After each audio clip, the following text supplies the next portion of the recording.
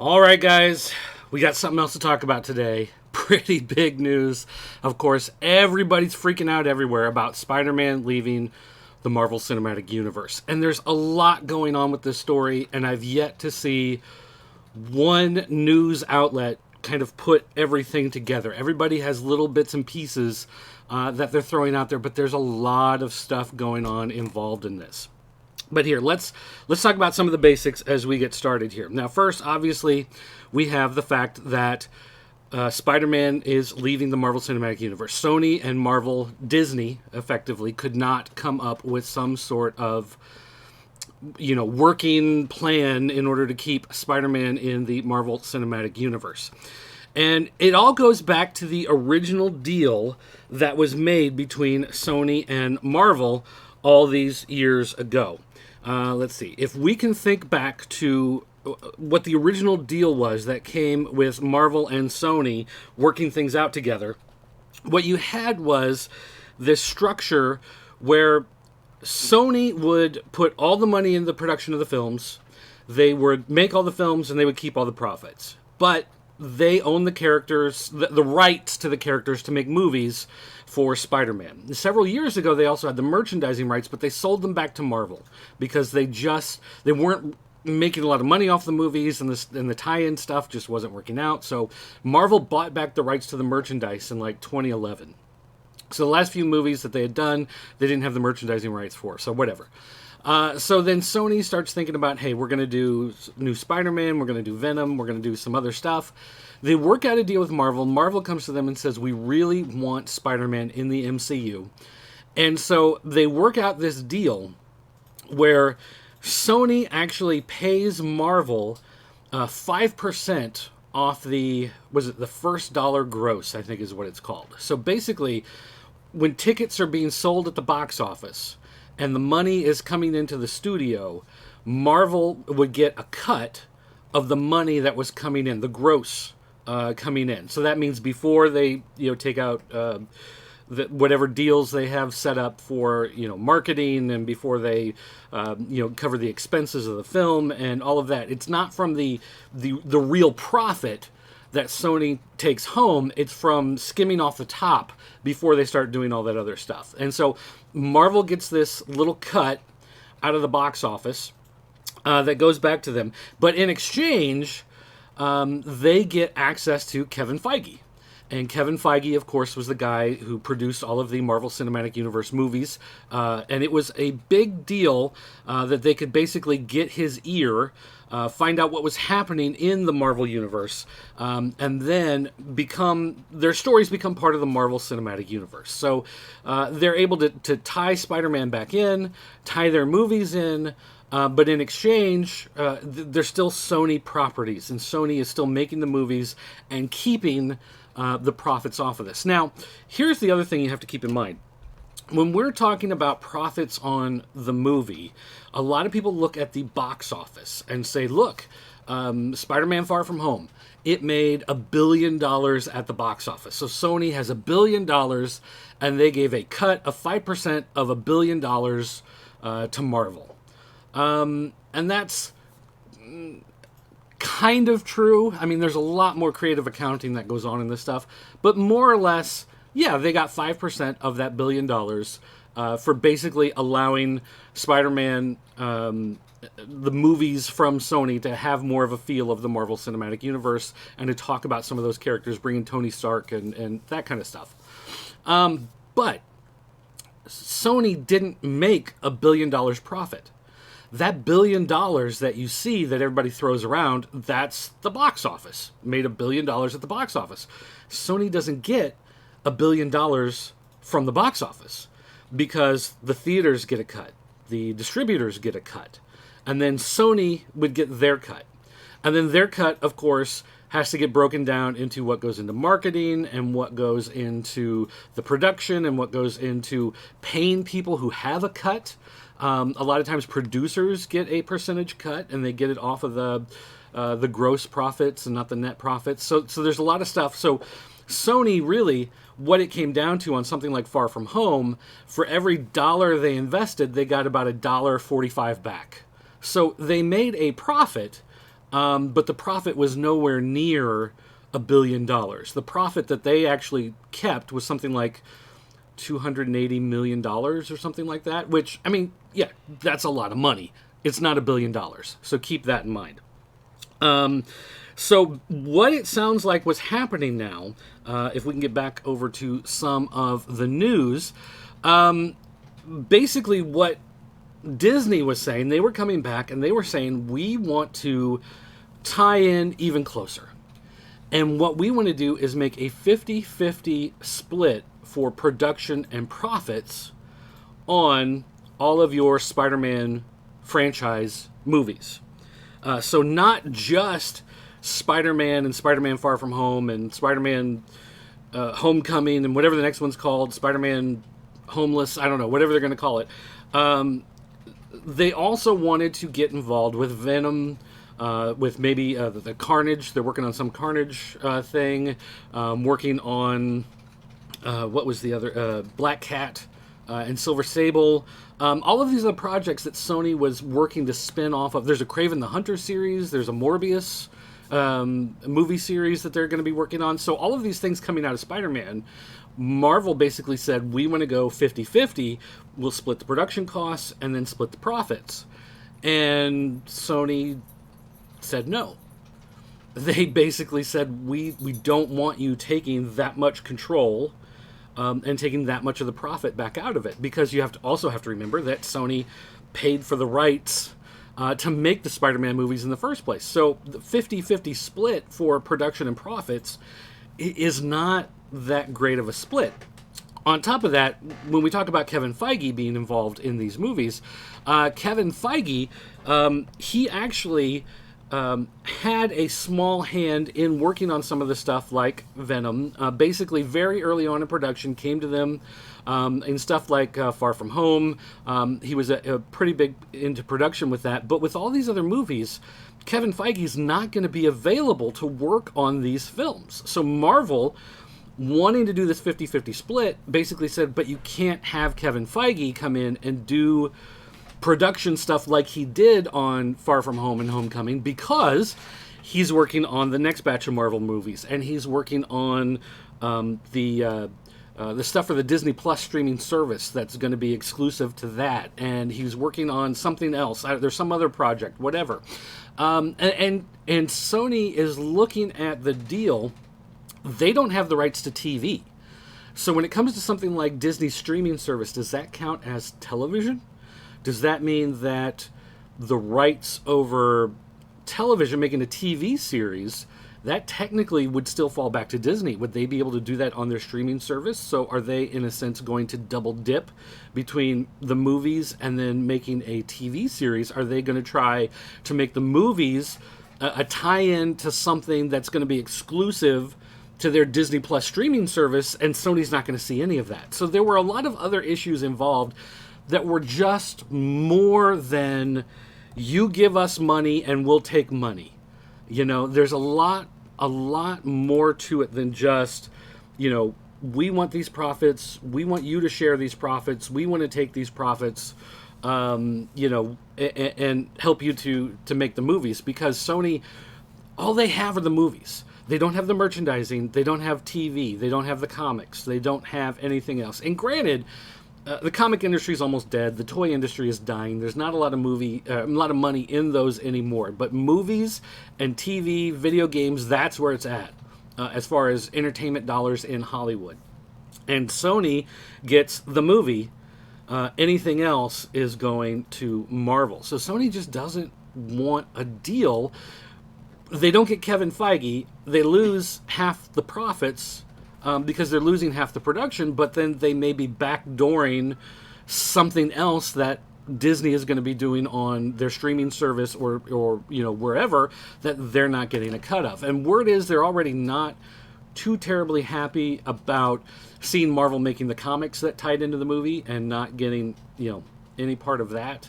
Or maybe they got a really small fraction. I don't remember the exact deal, but a lot of moving pieces. So this is not just a story about Marvel is greedy, or Sony is greedy, Marvel is greedy, And these two studios are stealing a lot of money from each other. Febmon, I just saw that you're here in the chat. When does Sony's contract on Spidey run out? Does it expire? Disney Marvel just buy Sony's contract out. Same goes for X-Men Fantastic Four. Sony's deal apparently covers Spider-Woman as well. Okay. Some of these questions I can answer, some I can't. Sony's deal covers basically Spider-Man and any characters from the Spider-Man comics. So characters that originate in the Spider-Man comics. So they can do Kraven, they can do Venom, they can do Carnage, they can do Hobgoblin and Green Goblin, they can do the Sinister Six, they can do Kraven, Morbius, I think maybe Stiltman first appeared in Amazing Spider-Man. I'm not exactly sure, but hey, they can do Stiltman. So basically any of that stuff that's from the Spider-Man comics, they have the rights to. Anything that's not... so as far as Captain America, Iron Man, Hulk, all of that stuff, Thor, that are keystones of the Marvel Cinematic Universe, they don't have the rights to that. And so the deal with Marvel and Disney gave them the ability to talk about some of those characters, and they intertwined, Tony Stark and Peter Parker really good.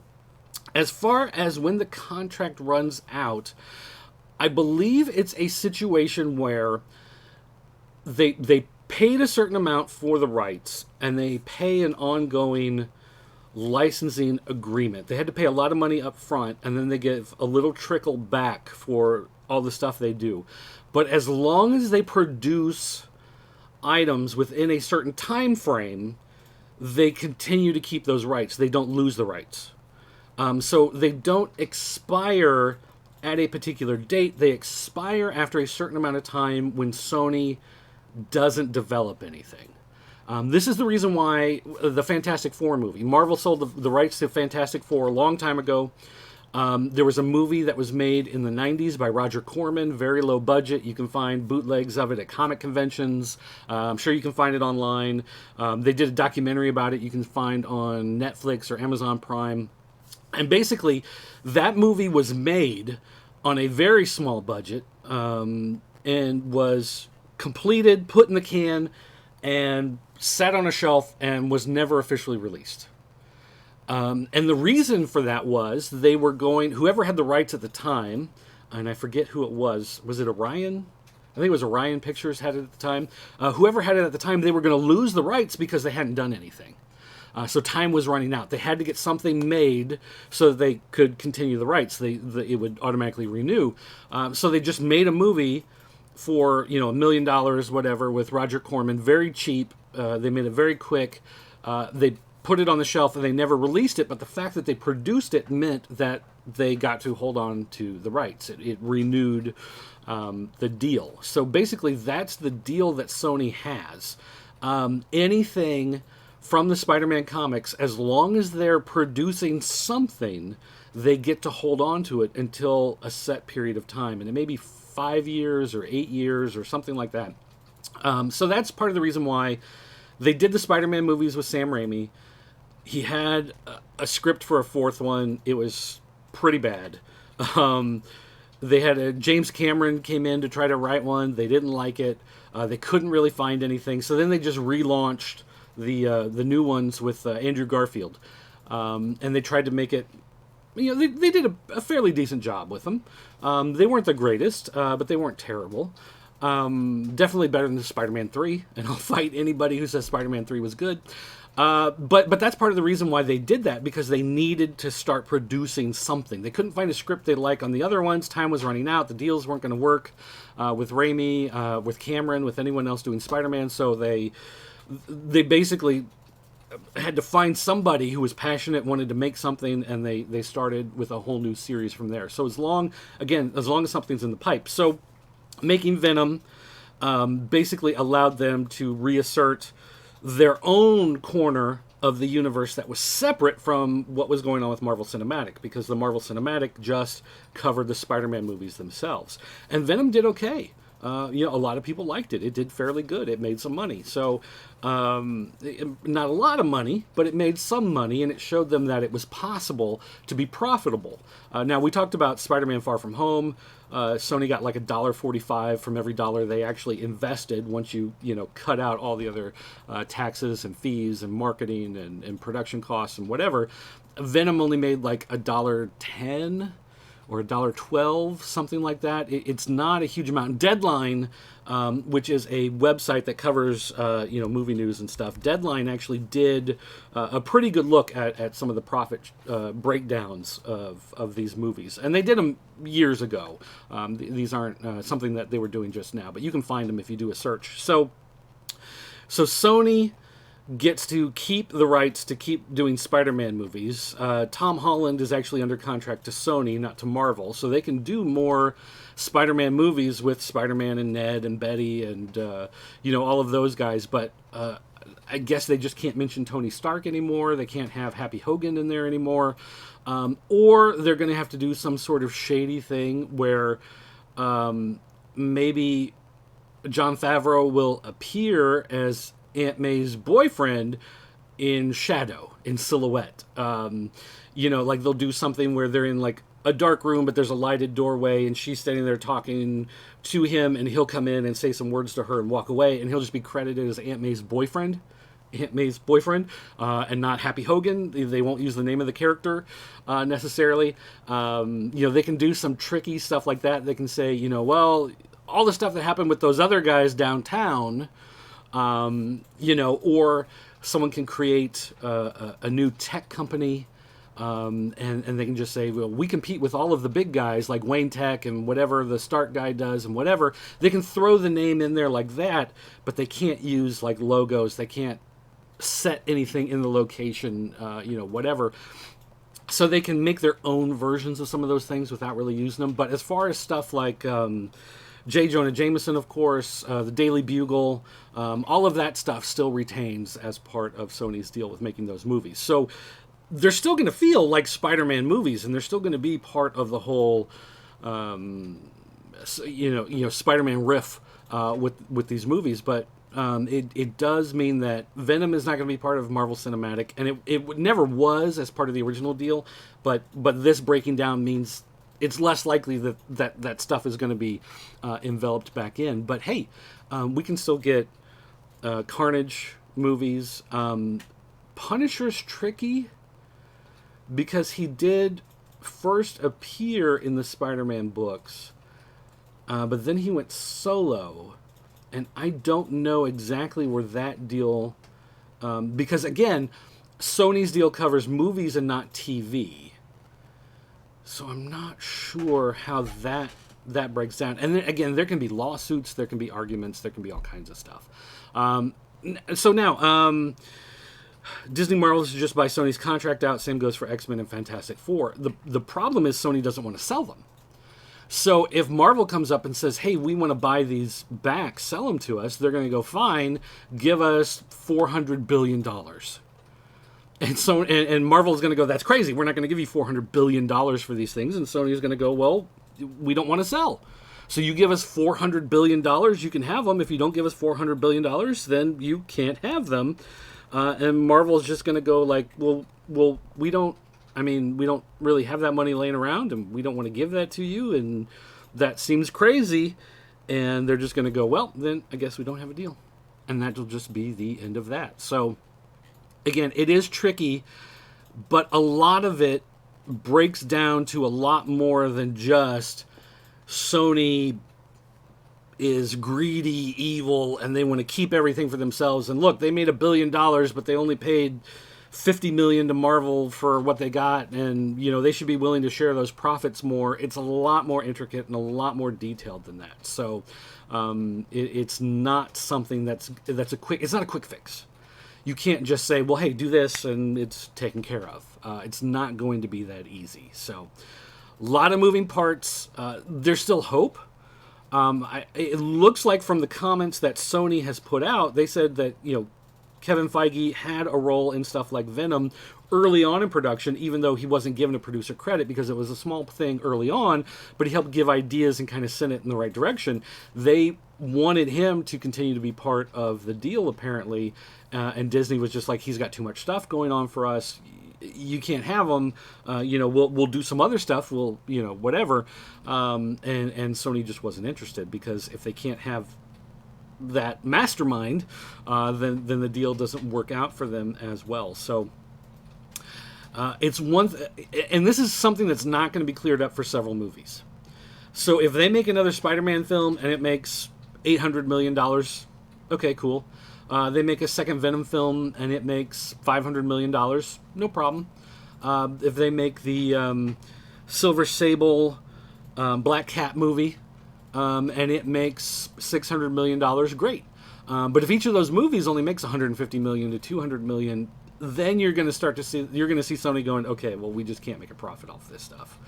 So we'll have to figure out some other deal. Or with the deal that they had worked out with X-Men and Fantastic Four being reincorporated into the Marvel Universe, Marvel Cinematic Universe, maybe whoever comes in to work on that, if Kevin Feige's not involved, and they have someone else who comes in, maybe they'll be a good enough person that they can talk with Sony and work something out. But like I said, there's a lot more going on, especially because Sony's deal is only for movies, and they don't want to do anything that upsets movies or sets up a back door for Marvel to then do something on Disney Plus as a show, as a series that they don't get any part of. So we'll have to just wait and see how all that stuff kind of shakes out and where it works. But yeah, it is really nasty and really tricky. And again, you can't just hate on Sony for this, because Marvel is the one who actually came up and wanted to change the deal, and Sony just basically said no. So if they had left the deal the way it was, it would have been fine and kept going. Marvel wanted to change the deal. Sony wasn't willing to do that, and so here we are. So, all right. That's going to do it for me, guys. I want to thank you all for watching. Don't forget to leave any comments down there. If you have other comments about the way the contracts work or whatever, just ask it, and I'll research it, and I'll see what I can find, and I'll reply to you down below or maybe in a future video. If you have questions about anything else in the world of comics or toys or movies or whatever, you want more details on something or whatever, like I said, just drop a comment, and I'll do my best to research it and see what I can do as far as getting some of that information. But that's going to do it for me, guys. Thanks for watching, and I'll see you next time. Maybe. If it stops. Is it going to stop? It'll never stop. Yes, I want it to stop.